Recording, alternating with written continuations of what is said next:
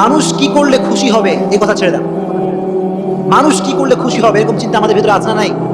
আছে, আছে বলেন। আছে। আমরা যখনই কোথাও যাই, পোশাক যখন আমরা পরি মনে করি হায় হায় এটা কি পছন্দ করবে কিনা মানুষ, ভাবি কি ভাবি না? ভাবি ভাবি ভাবি এটা।